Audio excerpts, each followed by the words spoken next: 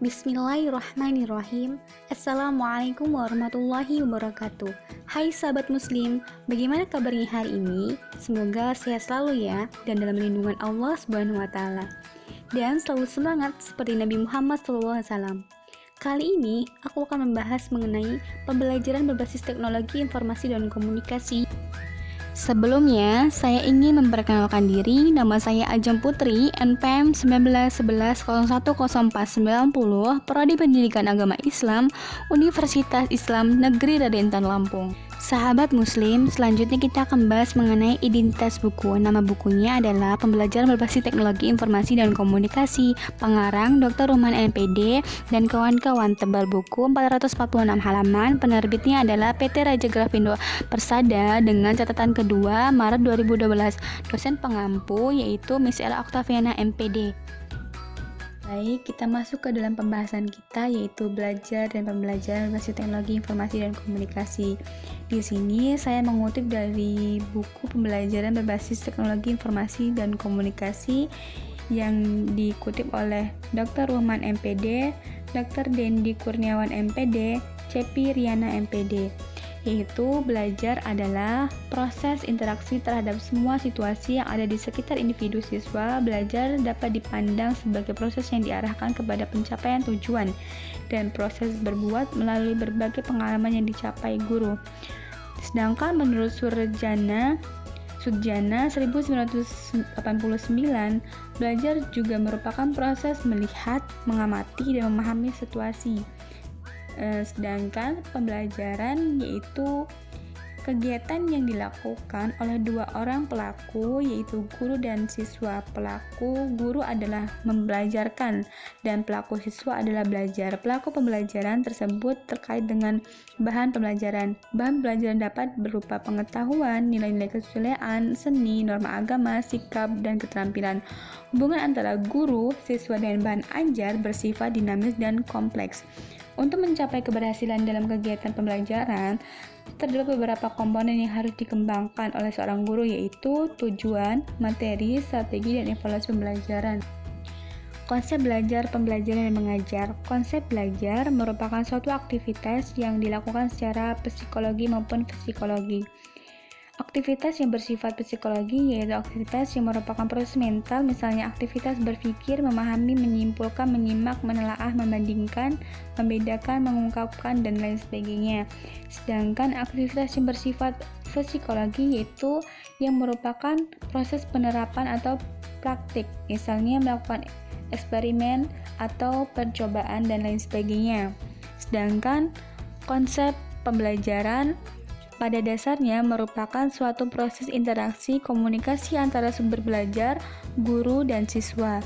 Interaksi komunikasi itu dilakukan baik secara langsung dalam kegiatan tatap muka maupun secara tidak langsung dengan menggunakan media, di mana sebelumnya telah menentukan model pembelajaran yang akan diterapkan tertentunya.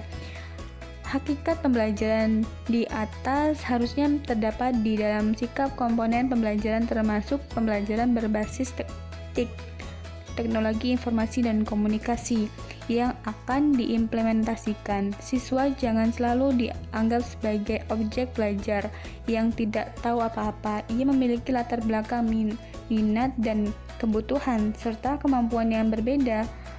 Peran seorang guru adalah hanya terbatas sebagai pengajar, tidak hanya terbatas sebagai seorang pengajar saja, tetapi juga sebagai pembimbing, pelatih, pengembangan, dan pengolakan kegiatan pembelajaran yang memanfaatkan menganalisis kegiatan pembelajaran siswa.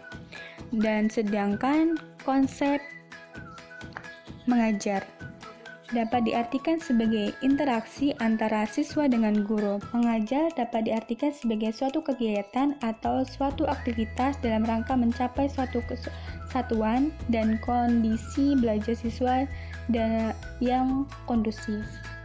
Selanjutnya di sini ada jenis-jenis belajar. Ada 9 jenis belajar, yaitu belajar arti kata, belajar kognitif, belajar menghafal, belajar teoristik, belajar konsep, belajar kaidah, belajar berpikir, belajar keterampilan motorik, dan belajar estetik. Prinsip-prinsip belajar ada 7, yaitu perhatian dan motivasi, keaktifan, keterlibatan langsung, pengulangan, tantangan, balikan atau penguatan, dan perbedaan individu. Tipe gaya belajar ada 3, yaitu tipe gaya belajar visual, tipe gaya belajar auditif, dan tipe gaya belajar kognitif.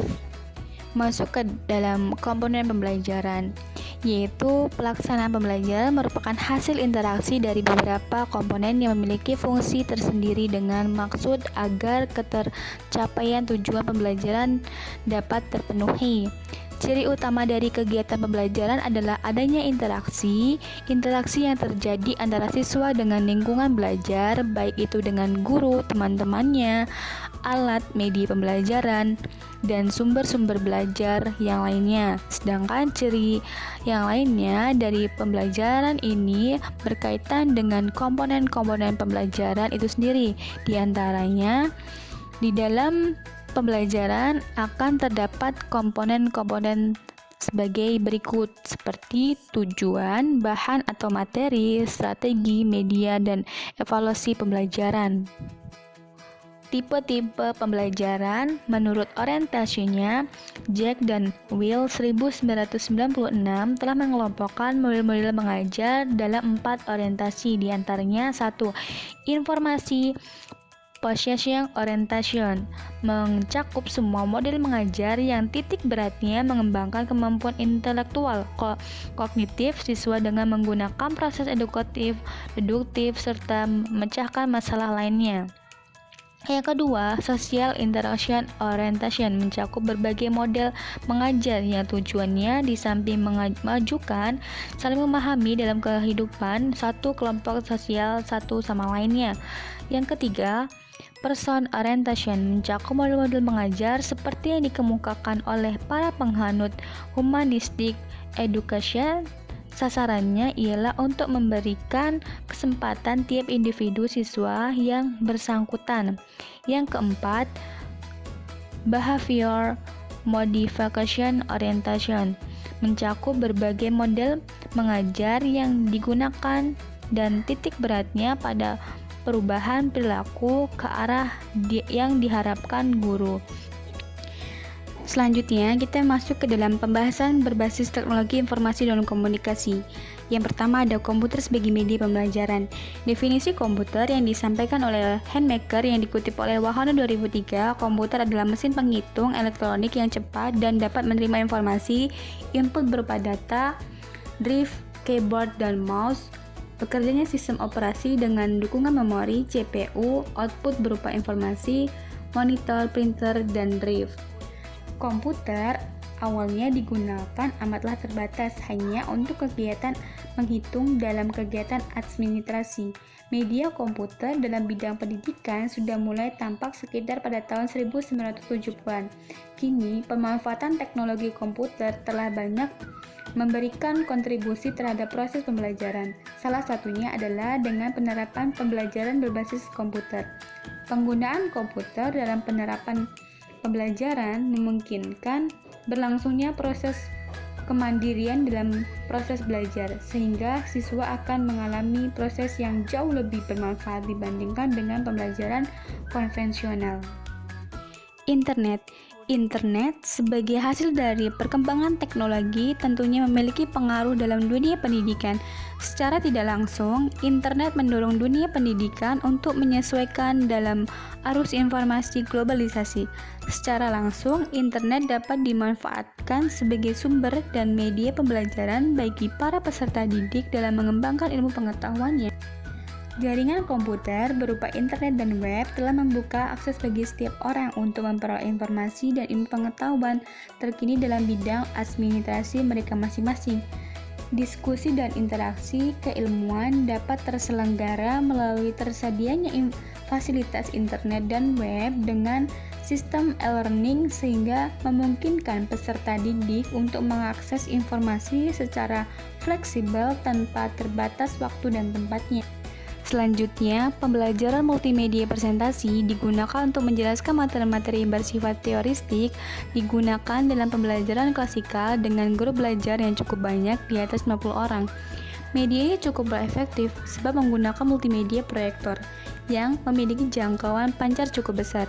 Kelebihan media ini adalah menggabungkan semua unsur media seperti teks, video, animasi, image, grafik, dan sound menjadi satu kesatuan penyajian, sehingga mengakomodasi sesuai dengan modalitas belajar siswa. Akomodasi siswa yang memiliki tipe visual, auditif, maupun kinestetik. Hal ini didukung oleh teknologi perangkat keras yang berkembang cukup lama, telah memberikan kontribusi yang sangat besar dalam kegiatan presentasi. Saat ini, teknologi pada bidang rekayasa komputer menggantikan peranan antara alat presentasi pada masa sebelumnya. Penggunaan perangkat lunak perancang presentasi seperti Microsoft PowerPoint yang dikembangkan oleh Microsoft Inch, Chart, presentasi yang dikembangkan oleh Carly Inch, hingga perkembangan terbaru perangkat lunak yang dikembangkan Microsoft Inch seperti Microsoft Word Max, Discord Max. Berbagai perangkat lunak yang memungkinkan presentasi dikembangkan bentuk multimedia yang dinamis dan sangat menarik. CD multimedia interaksi dapat digunakan pada pembelajaran di sekolah sebab cukup efektif meningkatkan hasil belajar siswa, terutama dalam komputer. Sifat media ini selain interaktif juga bersifat multimedia terhadap unsur-unsur media secara lengkap yang meliputi sound, animasi, video, teks, dan grafik. Pada umumnya, tipe penyajian yang banyak digunakan adalah tutorial. Tutorial ini membimbing siswa secara tuntas menguasai materi dengan cepat dan menarik. Setiap siswa cenderung memiliki perbedaan penguasaan materi tergantung dari kemampuan yang dimilikinya.